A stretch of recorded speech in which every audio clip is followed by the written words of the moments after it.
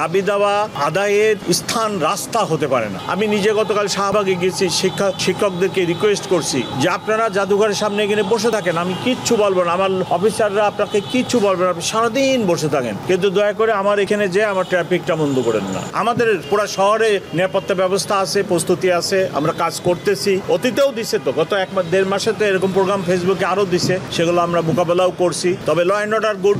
ওই বিচ্ছিন্ন কিছু দাবি দাওয়া নিয়ে কিছু গোষ্ঠী রাস্তায় আসে, ট্রাফিকিংটা বন্ধ করে। ইহা ব্যতীত ল অ্যান্ড অর্ডার গুড, ছিনতাই কমে গেছে এবং অন্যান্য অপরাধও সিগনিফিকেন্ট নেই। সিগনিফিকেন্ট থাকলে তো আপনারাই পেপারে পত্রিকায় দিতেন। আপনার সিগনিফিকেন্ট কোনো অপরাধ হচ্ছে বা ঘটনা হচ্ছে এটা কিন্তু পেপার পত্রিকায় দেখবেন নাই। আমাদের এখন যেটা মূল সমস্যা সেটা হলো যে নানা গোষ্ঠী তাদের দাবি দাওয়া নিয়ে রাস্তায় নামতেছে এবং রাস্তায় নেমে রাস্তার ট্রাফিকটা বন্ধ করে মানুষের ব্যাপক সাফারিংস হয়। আমি একাধিকবার রিকোয়েস্ট করছি যে আপনারা এই কাজটা করবেন না, মানুষের অনেক কষ্ট হয়। আজকেও আমি রিকোয়েস্ট করতেছি যে দাবি দাওয়া আদায়ের স্থান রাস্তা হতে পারে না, রাস্তা হতে পারে না। আপনারা দাবি দেওয়া সংশ্লিষ্ট কর্তৃপক্ষের কাছে যে টেবিলে বসে সমাধান করেন। মানুষকে কষ্ট দিয়ে, ঢাকাবাসীকে কষ্ট দিয়ে দাবি আদায় খুবই একটা মর্মদায়ক ঘটনা। প্রেগন্যান্ট লেডি যেতে পারে না, অসুস্থ লোক হাসপাতালে যেতে পারতেছে না, একটা লোক প্লেনে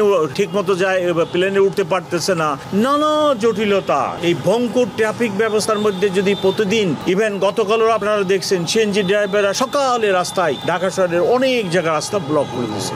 শাহবাগে প্রতিদিন, গতকালকেও আমি নিজে গতকাল শাহবাগে গেছি, শিক্ষকদেরকে রিকোয়েস্ট করছি যে আপনারা জাদুঘরের সামনে এখানে বসে থাকেন, আমি কিচ্ছু বলবো না, আমার অফিসাররা আপনাকে কিচ্ছু বলবে না, আপনি সারাদিন বসে থাকেন, কিন্তু দয়া করে আমার এখানে যে আমার ট্রাফিকটা বন্ধ করেন না। কিন্তু ওনারা তো শুনেন না, আপনারা তো খালি আমাদের নেগেটিভ দিকগুলো দেখান।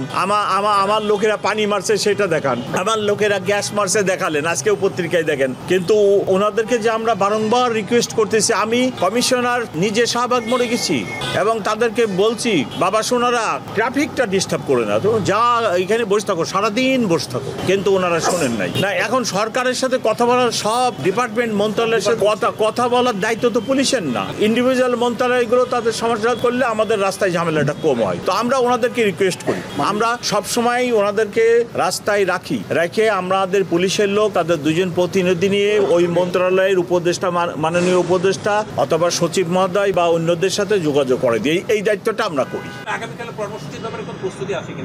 অল আউট প্রস্তুতি আছে, আবার ডিপ্লয়মেন্ট থাকবে, কোনো ইয়ে নেই, আপনারা আশঙ্কিত হবেন না, কোনো কিছু ঘটবে না। এখানে আসলে পুলিশের ভূমিকাটা কি, কতটুকু? পুলিশেরও মেন ভূমিকায়, আমরা তো যৌথ বাহিনী তৈরি করা হয়েছে আমাদেরকে অ্যাসিস্ট করার জন্য।